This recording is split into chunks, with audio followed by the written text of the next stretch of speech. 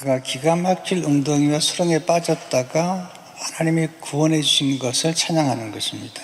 2절을 보시면 나를 기가 막힐 웅덩이와 수렁에서 끌어올리시고 내 발을 반석 위에 두사 내 걸음을 견고하게 하셨도다. 기가 막히다. 말문이 막히다. 숨이 확 막히는 것입니다. 기가 막히다는 것은 절망과 충격으로 표현할 수 없는 상태를 의미합니다. 깊은 절망, 말로 닿을 수 없는 고통의 수렁, 이게 이제 기가 막힌 것입니다. 어느 날 사무엘이 이새의 집에 와서 다윗에게 기름을 부었습니다. 기름을 부었다는 것은 다윗이 왕이 된다는 것입니다. 놀랍게도 왕이 된다고 기름을 부었는데 다윗의 생에 변화된 것이 하나도 없었습니다. 여전히 목동이고 그 집에서는 말제요, 아버지와 형제들에게는 인정받지 못한 그런 목동으로 일하는 중에 아버지의 심부름을 하러 전쟁터에 나갔다가 골리앗 장군을 만납니다. 골리앗 장군을 쓰러뜨린 순간 순식간에 다윗이 영웅이 됩니다. 근데 그 순간이 오래가지 않습니다. 그 영웅의 순간은 잠깐이고 사울 왕의 질투 때문에 그는 광야로 쫓겨가고 아둘람 굴,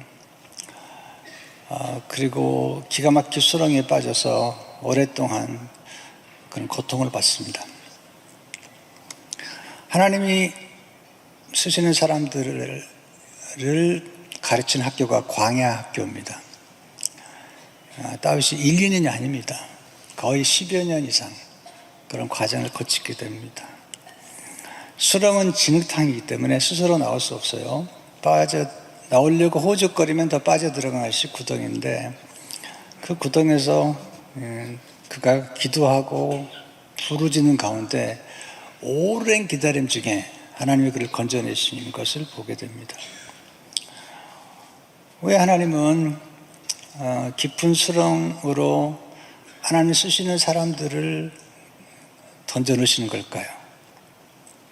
첫째로 하나님은 깊은 수렁에서 하나님의 사람을 연단시키십니다. 다윗을 깊은 수렁에 던진 사람이 참 기가 막히게 사울 왕입니다. 그의 장인입니다. 꿈꾸는 요셉을 구덩이에 던진 사람이 누구죠? 그 형제들입니다. 가장 가까운 사람들이 우리에게 도움을 주기도 하지만 가장 가까운 사람들이 가장 위험한 사람들입니다. 우리가 눈물을 흘릴 때 가장 가까운 사람들이 가까이 있기 때문에 우리의 눈물을 닦아주죠. 멀리 있는 사람은 눈물을 닦아주거나 씻어줄 수 없습니다. 동시에 가장 가까운 데 있는 사람들이 우리 등에다가 칼을 꼽습니다. 배신하고 비판하고 상처를 주죠. 멀리 있는 사람은 상처를 주지 않아요. 상처를 줄 수도 없습니다. 가장 가까운 데 있는 사람들이 우리에게 상처를 주고 고통을 주는 것입니다. 요셉을 구덩이에 던진 사람들은 그의 형제들입니다. 기가 막히죠. 창세기 37장 23, 24절을 보게 되면 요셉이 형들에게 이르매 그 형들이 요셉의 옷을 곧 그가 입은 채색 옷을 벗기고 그를 잡아 구덩이에 던지니 그 구덩이는 빈 것이라 그 속에 물이 없었더라. 기가 막힌 사건이 벌어졌는데 하나님이 섭리 가운데 구덩이에서 건져내십니다. 그리고 간 것이 보디발의 집인데 보디발의 집에서 보디발의 아내의 유혹을 물리쳤습니다. 하나님의 말씀을 따라서 하나님을 경외하는 삶을 살기 위해서 정직하게 행했는데 이상한 것은요, 정직하게 행하면 당장 좋은 일이 있어야 되는데 때로 그렇지 않습니다. 정직하게 행하고 하나님의 말씀대로 살았는데 감옥으로 들어갑니다. 이게 하나님의 역설입니다. 하나님의 섭리의 신비인 것입니다. 감옥에 들어갑니다. 39장, 창세 39장 20절을 보게 되면 요셉의 주인이 그를 잡아오게 가더니 그 옥은 왕의 제수를 가두는 옥이었더라. 요셉이 옥에 갇혔으나. 자, 요셉이 구덩이에 빠졌는데 하나님 건져주셨죠. 그리고 그가 들어간 것이 감옥입니다. 저는 하나님의 손길을 볼 때 그가 구덩이에 들어간 경험 때문에 그가 감옥에서의 고난을 잘 견뎌내지 않았을까, 그런 생각을 하게 돼요. 가끔 우리 삶 가운데 시련이 찾아오는데 그 시련을 잘 극복할 때 또 어떤 시련, 더 큰 시련이 찾아올 수 있는데 그 더 큰 시련을 극복할 수 있는 그 근력, 영적인 그 근력을 키우는 순간들이 살아왔던 가정에 경험했던 그런 고난들입니다. 누가 요셉을 감옥에 집어넣었죠? 보디발이죠. 요셉을 신뢰하고 요셉에게 자기 아내 외에는 모든 걸 맡겼던 그 요셉, 자기 아내를 결코 범했으리라고 생각하지 않는 그 요셉. 근데 어떤 이유인지 모르지만 그런 그의 아내의 체면과 자기의 체면을 위해서인지 모르지만 그를 감옥에 집어넣습니다.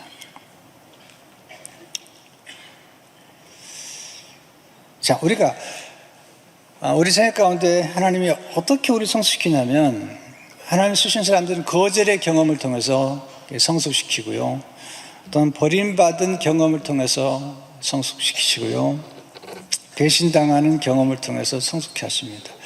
예수님께서 생의 마지막 십자가를 지실 때 보면 배신당하고 거절당하고 그리고 버림을 받습니다. 하나님께 쓰임받는 경험을 하는 사람들 치고 배신과 거절당함과 버림받은 경험을 하지 않은 사람이 없습니다. 여러분의 생각 가운데 그런 경험이 있다면 왜 나만 이런 경험이 있느냐고 얘기하시면 안 됩니다. 오히려 배신과 배반과 거절과 버림받음을 경험했다면 당연한 거야. 인생이란 그런 거야. 인간이 그렇지. 그렇게 넘어갈 수 있다면 여러분 인생은 조금 더 쉽게 어려움을 극복할 수 있을 것 같아요.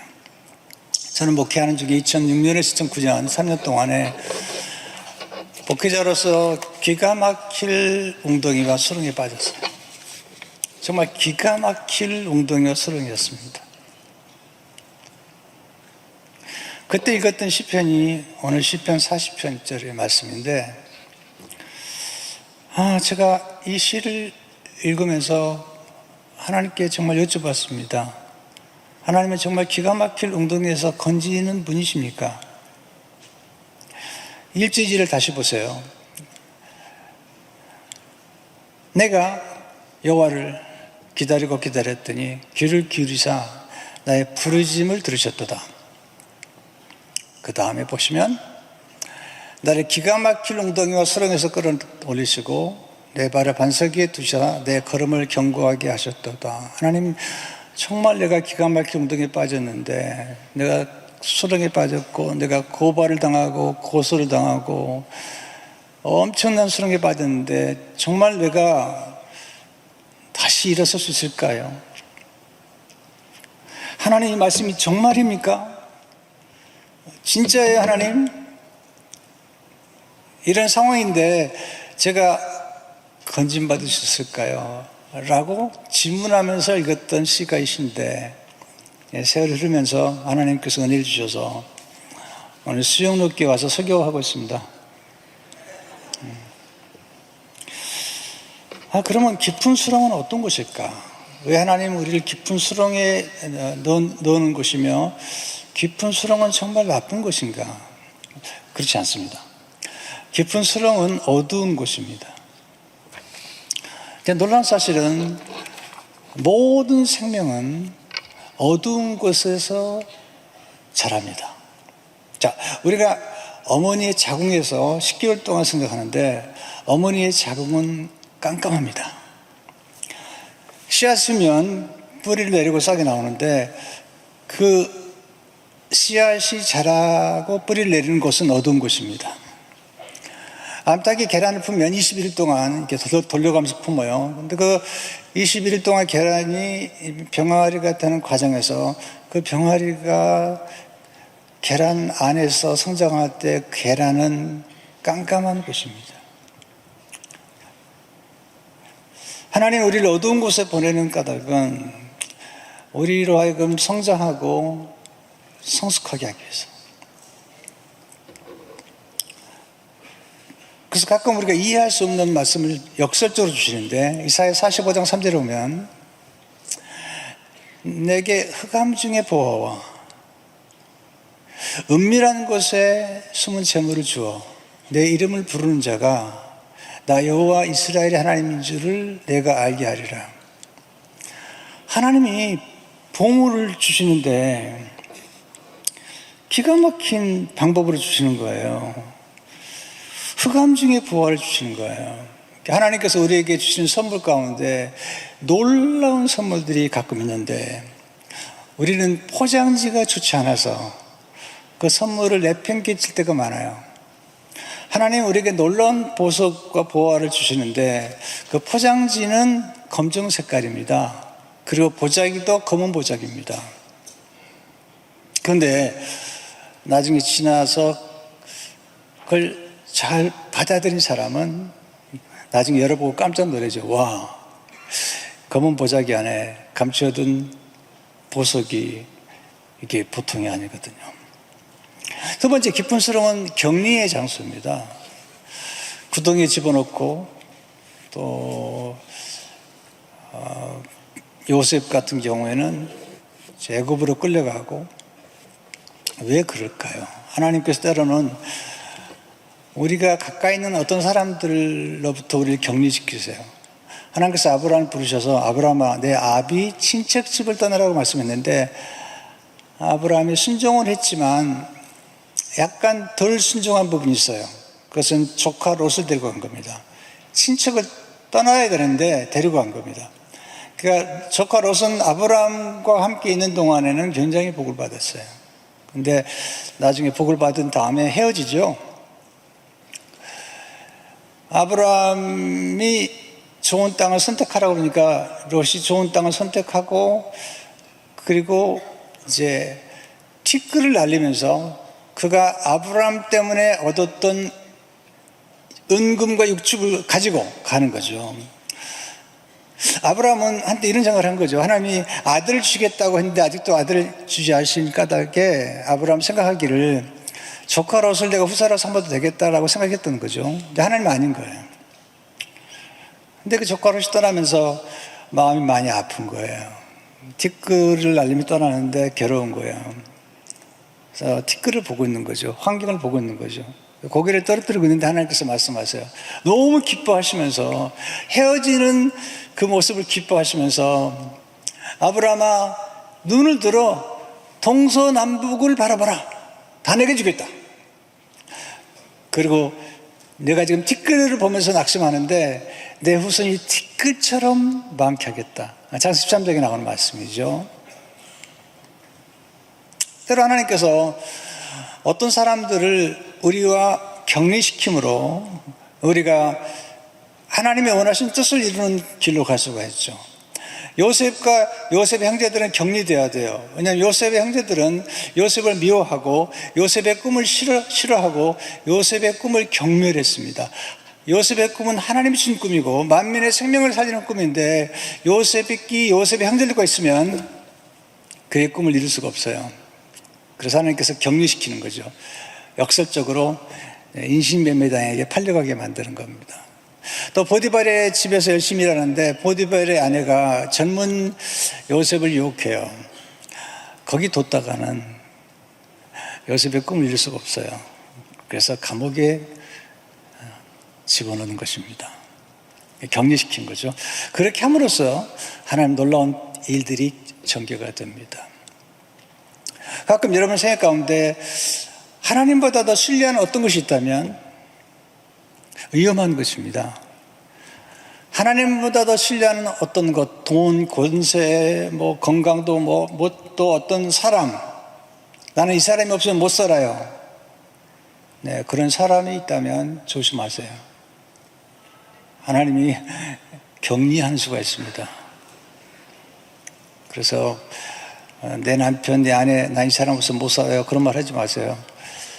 다 잘 살아요. 네. 네, 걱정하지 마세요. 다 잘 살더라고요. 목사님, 우리 남편 없으면 못 살아요. 그렇게 얘기했는데요. 너무 잘 사는 거예요. 네. 그러니까 잘 모르겠어요. 네. 세 번째, 깊은 수렁은 수동태로 살아가는 것입니다. 지금 깊은 수렁에 빠졌다는 것은 아무것도 할 수 없는 거예요. 능동태로 움직일 수 있는 게 아니잖아요. 깊은 수렁 또는 요셉이 끌려갔어요. 애굽에 끌려가다. 기가 막힌 표현이죠. 창세기 39장 1절을 보면요, 요셉이 끌려간 거예요. 노예로 끌려간 겁니다. 수동태죠. 애굽에 내려가는 거죠. 하나님께서 요셉을 높이 쓰시기 위해서 먼저 수동태가 되게 하시고 내려가게 하세요. 때로는 하나님께서 하나님의 사람 쓰실 때 뿌리를 깊이 내리게 한 다음에 쓰시고 내려가는 것만큼 올리시는 것을 보게 되죠. 이게 하나님이 역설적이신 분이거든요. 놀라운 사실은 그가 수동태가 됐을 때 하나님이 함께 하세요. 그러니까 요셉이 창세기 39장에 보면 하나님이 언제 함께 하시냐면 야곱의 집에서 야곱의 사랑을 받고 그리고 채색 옷을 입을 때 함께 하시는 것이 아니라 아버지와 생이별하고 그가 입었던 채색 옷이 벗겨지고 그리고 그의 사랑하는 친동생 베냐민과 이별을 하고 그리고 그가 입었던 채색 옷은 찢겨지고 그가 종의 옷을 입었을 때 성경은 이렇게 말씀하죠. 여호와께서 요셉과 함께 하심으로 형통한 자가 되어, 그리고 감옥에 들어갔을 때도 하나님께서 요셉과 함께 하심으로 간수장에게 은혜를 입을 뿐만 아니라 하나님이 함께 하심으로 형통한 자가 되었다는 거죠. 더 놀라운 얘기가 있어요. 요셉이 국무총리가 됐을 때 성경은 그가 형통한 자라고 얘기하지 않아요. 하나님이 보시는 형통한 자는 국무총리가 된 게 아니에요. 권력을 잡은 게 아니에요. 하나님이 형통하신다는 사실은 하나님이 함께 하실 때 그것이 형통한 것입니다. 하나님의 꿈은 국무총리가 되는 게 아닙니다. 하나님의 꿈은 요셉이 만민의 생명을 구원하는 거거든요. 그래서 하나님께서 그를 연단시키시고 그의 꿈을 이루어지기 전에 꿈꾸는 자를 훈련시키셔서 그로 하여금 만민의 생명을 구원하도록 역사하시는 것을 보게 됩니다. 깊은 수렁은 하나님을 기다리며 기도하는 것입니다. 우리에게 가장 큰 문제는 조급함입니다. 근데 가장 어렵고 중요한 것은 기다리는 것, 인내하는 것, 견뎌내는 것, 조금 더 버티는 것입니다. 그때 영적인 근육이 생기는 겁니다. 왜 요셉을 13년 동안이나 연단시켰을까요? 그 기간 동안에 영적인 근육이 생긴 겁니다. 또 다윗을 거의 13년 동안 광야에서 아둘람 굴에서 훈련시킨 까닭은 그로 하여금 견뎌냄으로써 영적인 근육이 생기게 만들고 그를 정화시켰던 것을 보게 됩니다.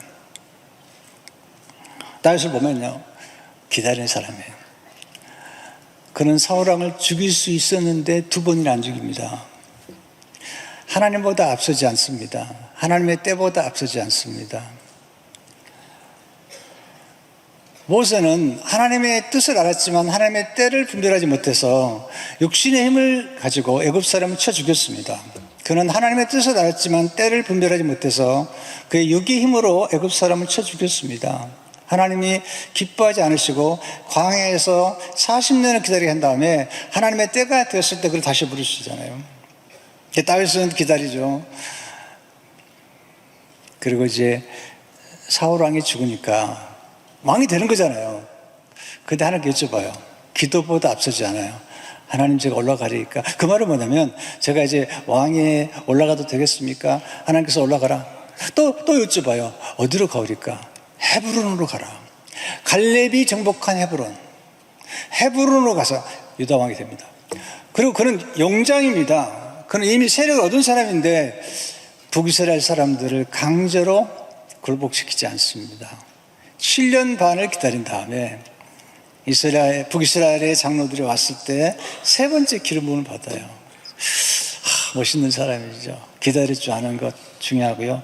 하나님도 기다리시고요. 기다리는 사람에게 베푸신 은혜가 있어요.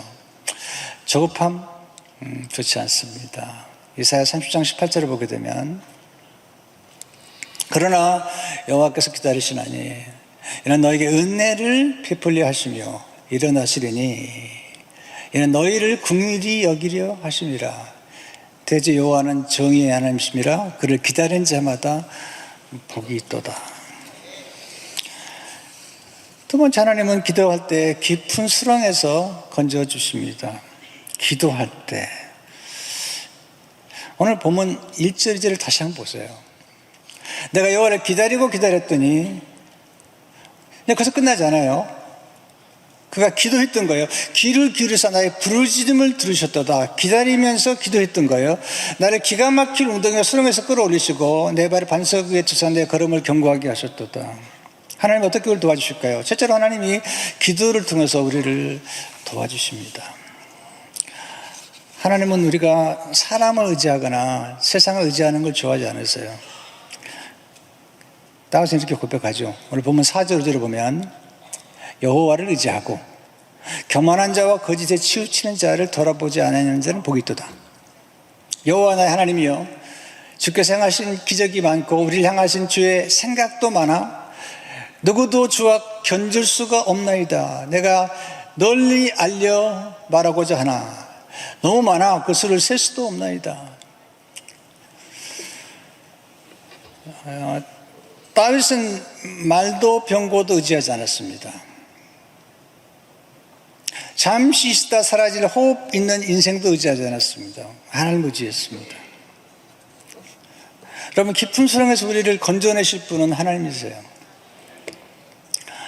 우리가 모든 상황을 볼 때마다 힘들어요. 그래서 우리는 하나님을 바라봐야죠. 시편 기자는 산을 본다는 말은 산을 지으신 하나님 보는 거죠. 시편 121편 1절 2절 보면 내가 산을 향하여 눈을 들리라. 하나님께서 아브라함에게 눈을 들어보라. 눈을 들리라. 환경 보지 말고 눈을 들어라. 애굽의 군대도 보지 말고 눈을 들어라. 나의 도움이 어디서 올고 나의 도움은 천지를 지으신 여호와에게서로다. 두 번째, 하나님이 천사를 통해서 우리를 도와주십니다. 다니엘이 사자굴에 들어갔잖아요.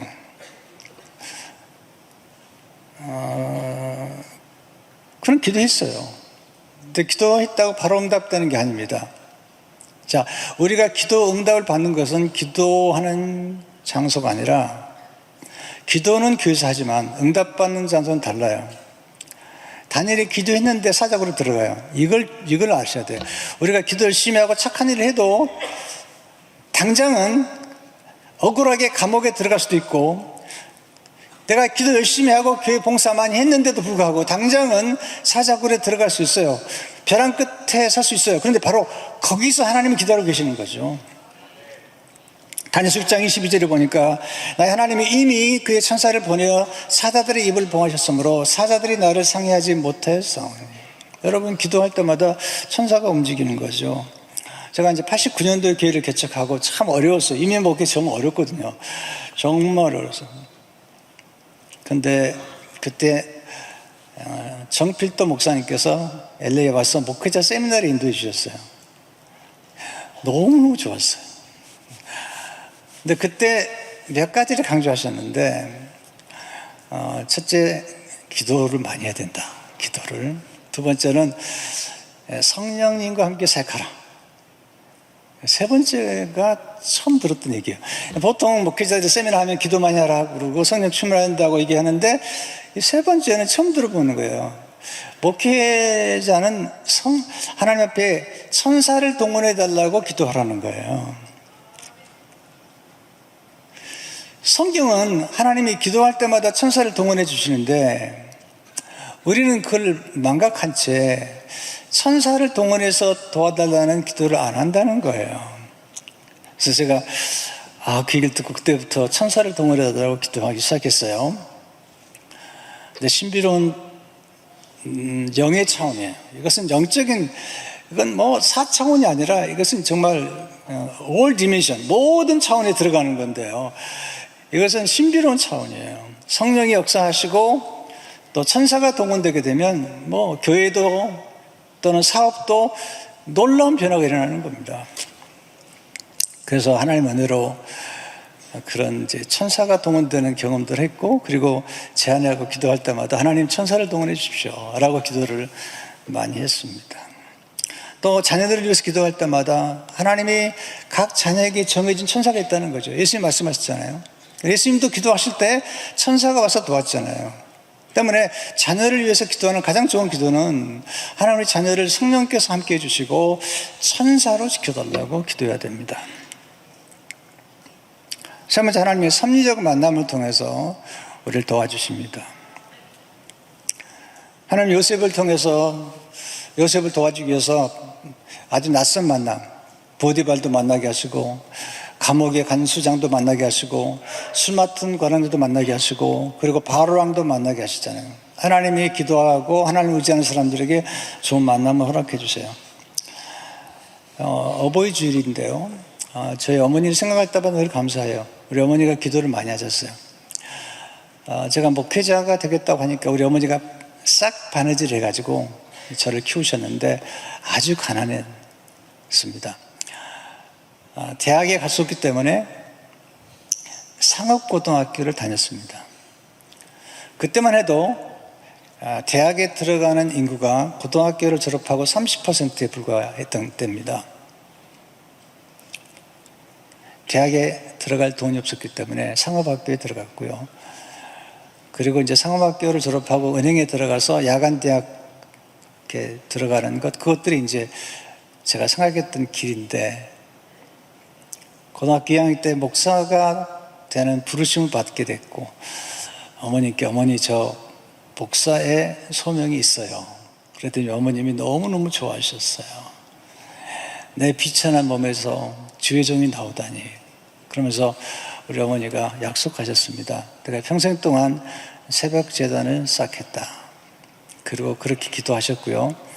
제가 군에 가 있는 3년 동안 제가 부산에서 군생활을 했습니다. 78년도인데요. 거제리에 있는 종합정비창 모르시죠? 세월 흘러서 모르실 것 같은데요. 그때 있었어요.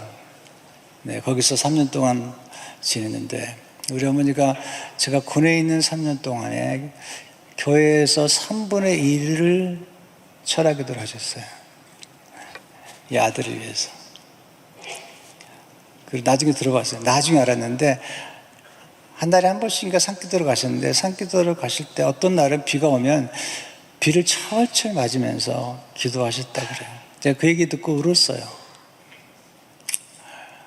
근데 지나고 보면 어머니의 순종과 어머니의 기도의 씨앗이 제 생애를 축복하게 하셔서 정말 보잘것없는 사람인데 이렇게 하나님께서 이렇게 세워주시고, 잘 될 때 더 잘 되게 해주는 귀인을 만나고요, 은인을 만나고요, 내가 어려울 때 깊은 수렁에 빠졌을 때 더 깊은 데로 들어가지 않도록 딱 막아주는 그런 은혜를 경험했어요. 이것은 제가 아무리 봐도 어머니의 기도가 아니면 이런 역사가 이루어질 수 없다고 저는 알고 있어요.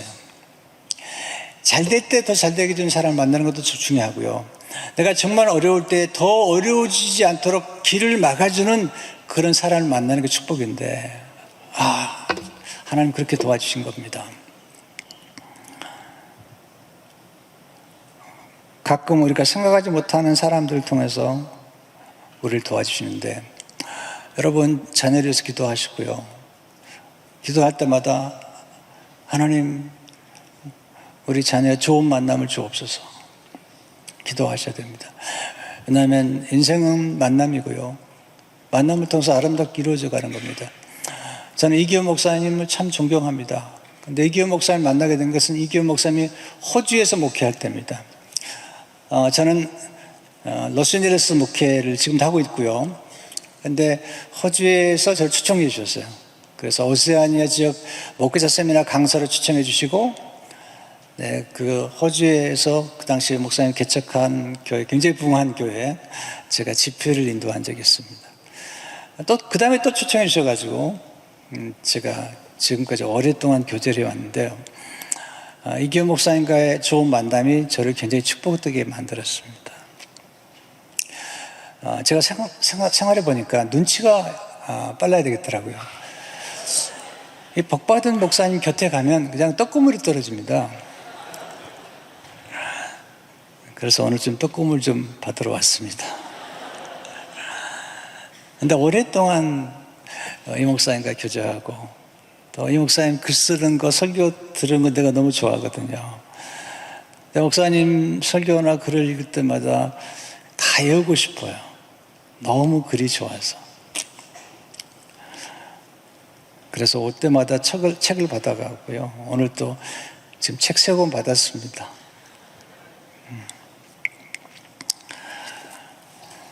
네 번째, 하나님의 찬양을 통해 우리를 도와. 찬양. 3절을 보시면 새 노래로 곧 우리 하나님께 올릴 찬송을 내비해 주셨으니 많은 사람이 보고 두려워하여 여호와를 의지하리로다. 언제 성령께서 역사하고 언제 우리가 하나님의 임재를 체험할 수 있냐면 찬양을 드릴 때입니다. 기도할 때와 찬양을 드릴 때와, 그리고 말씀을 읽고 들을 때 역사하시는 겁니다.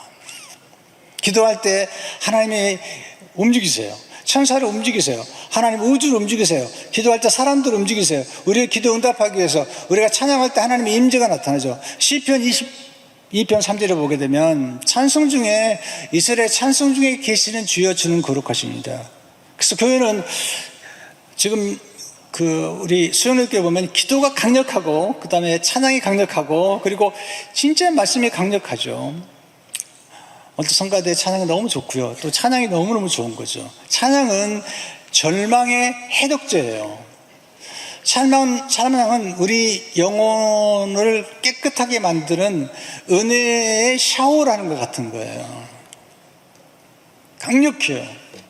사탄이 물러가고 병마가 떠나고, 이런 놀라운 역사가 찬양 중에 나타나는 것입니다. 그리고 말씀 가운데 나타나요. 말씀은 성령의 감동으로 주시는 거기 때문에, 말씀이 선포될 때 예수님께서 말씀으로 귀신을 쫓아내 셨어요. 그러니까 말씀이 선포될 때 귀신이 떠나고 병이 낫고 기적이 나타나는 거죠. 그러니까 하나님의 말씀이 강력하게 나타날 때 교회가 강력해지고, 하나님의 말씀이 강력해질 때 영적 전쟁에 승리하게 되고, 말씀의 검, 성령의 검, 말씀이 역사가 나타나는 거죠. 수영학교에는 보면 정말 강력한 말씀이 있는 거죠. 그런 면에서 정말 축복받은 교회인 것을 보게 됩니다. 근데 우리가 가장 애절하게 찬송을 부를 때가 언제냐면 사실 고난의 때입니다. 다윗이 기가 막힐 운동회에서 시편 77편 6절에 보면 밤에 부른 노래를 내가 기억하며 내 심령으로 내 마음으로 간구하기를. 밤에 부른 노래를 기억하신 게 있나요? 밤에 노래를 불러보셨나요? 유행가 말고 찬송가. 울려고 내가 왔나, 그거 말고 찬송가. 욥기 35장 10절을 보게 되면 밤에 노래를 주시는 자가 어디 계시나. 제 아내가 8년 전 폐암 수술을 받게 됐습니다. 왼쪽 폐에 6.5cm 되는 암이 있어서 절단했습니다. 왼쪽 폐를 다 절단했습니다. 근데 폐암 수술은 굉장히 위험하고 그리고 섬세한 수술입니다. 떼어내야 되기 때문에. 떼어내고 나면 그게 빈 공간이 생기고요. 또 그게 이제 차 들어가면서 이렇게 폐가 쪼그라들죠. 그리고 수술하고 나면 엄청난 고통이 찾아옵니다. 그래서 아주 강력한 통증 치료제를 복용해야 되는데, 그때 그 약을 복용하면 보통 4시간에서 6시간 가고요. 처음에는 4시간 단위로 그 약을 먹어야 됩니다. 제가 바짝 붙어서 제 아내를 돌봤습니다. 근데 새벽 2시가 되면 아내가 깹니다. 아프다고. 그럼 일어나서 제 아내에게 약을 주고 그 약이 이제 몸에 들어가서 편해지려면 30분 정도 걸려요. 그럼 제 아내와 함께 30분 동안 밤에 새벽 2시에 찬양을 부릅니다. 여러 찬양을 불렀습니다. 제 아내를 손에 잡고 제가 노래를 부르는데 밤에 부른 노래입니다. 주로 보혈 찬송을 많이 불렀습니다. 특별히 편찮는 주님의 사랑과 거룩한 보혈의 공로를 우리 다 찬양을 합시다. 주님을 만나볼 때까지 예수는 우리를 깨끗게 하시는 주시니 그의 피 우리를 눈보다 더 이게 하셨네. 우리를 깨끗게 한 피는 무궁한 생명의 물일세. 생명의 구원을 받은 자 하나님 찬양을 합시다. 예수는 우리를 깨끗게 하시는 주시니 그의 피 우리를 눈보다 더 이게 하셨네. 주님의 거룩한 보혈을 날마다 입으로 간증해 담대히 싸우며 나가세. 천국에 들어갈 때까지 예수는 우리를 깨끗게 하시는 주시니 그의 피 우리를 눈보다 더 이게 하셨네. 십자가 단단히 붙잡고 날마다 이기며 나가세. 머리에 면류관 쓰고서 주 앞에 찬양할 때까지 예수는 우리를 깨끗게 하시는 주시니 그의 피 우리를 눈보다 더 이게 하셨네. 네, 이런 찬양을 한 30분 부르면 시간이 돼요. 그러면 제 아내가 다시 잠이 들고 그렇게 부른 노래가 밤에 부른 노래입니다. 근데 그런 밤에 부른 노래가 하나님이 들으신 것 같아요. 제 아내가 이제 회복이 됐어요. 정상적으로 활동이 가능하고요. 너무 하나님께 감사를 드리고 싶습니다. 오늘 여러분들이 혹시 깊은 수렁에 빠졌더라도 낙심하지 않으면 좋겠습니다. 하나님이 쉼표를 찍는 자리에 마침표를 찍지 않도록 결론을 말씀드리겠습니다. 요셉이 포로로 노예로 끌려갈 때 사람들은 요셉이 끝났다고 생각했고요. 형제들도 생각했을 거예요. 이제 요셉이 끝이야. 다니엘이 아둘람 굴에 깊은 수렁에 빠졌을 때 이제 다윗도 그리고 다니엘이 감옥 사적으로 들어갔을 때 끝났다고 생각했겠죠. 근데 끝난 게 아닙니다. 하나님이 쉼표를 찍은 자리에 우리가 마침표를 찍으면 안 되죠. 제가 2006년, 2009년까지 어려움을 겪을 때 많은 목회자들이 강주인 목사의 목회 생명은 끝났다고 생각했어요. 근데 하나님은 아니라고 말씀하셨어요. 요기베라가 이런 말 했죠. 끝나기 전까지는 끝난 게 아니다. 하나님이 끝났다고 말씀하기 전까지는 끝난 게 아닙니다. 예수님이 십자가에 돌아가실 때 사람들은 다 끝났다고 생각했죠. 근데 끝난 게 아니었습니다. 예수님은 죽음을 뚫고 부활하셨고, 고통을 피하지 않고 고통을 뚫고 부활하셨고, 절망을 절망시키시고, 죽음을 죽이시고, 그리고 사망을 사망시킴으로 부활하셨습니다. 그래서 우리 영생을 주셨고 우리 축복하신 겁니다. 아직 인생은 끝나지 않았습니다. 여러분이 자녀들 가운데 혹시 문제덩어리라고 생각하는 자녀가 있습니까? 저는 그 자녀가 반드시 복덩어리가 될 줄로 믿습니다. 아직 인생은 끝나지 않았습니다. 공사 중입니다. 여러분 함부로 판단하지 마세요. 하나님이 보는 건 다릅니다. 여러분 이 말씀으로 힘을 얻고 인생의 시련과 경주에 낙심하지 말고 기도하는 가운데, 찬양하는 가운데, 기다리고 감사하는 가운데 역전의 드라마를 경험하시기를 축원합니다. 하나님 감사합니다. 귀한 교회 와서 말씀을 전하게 하시고, 우리 이규현 목사님, 이 시대에 존귀하게 사용하신 귀한 목사님, 또 수영록교회 축복해 주시고, 오늘 특별히 몸이 약하고 그리고 경제적으로 어렵고 삶에 공고한 분들이 있습니까? 이별의 아픔과 버림받은 아픔과 거절당한 아픔 가운데 있는 분이 있습니까? 하나님 낙심하지 않고 하나님 의지하고 바라보는 가운데 인생 역전을 경험하도록 축복해 주옵소서. 예수님 이름으로 기도합니다. 아멘.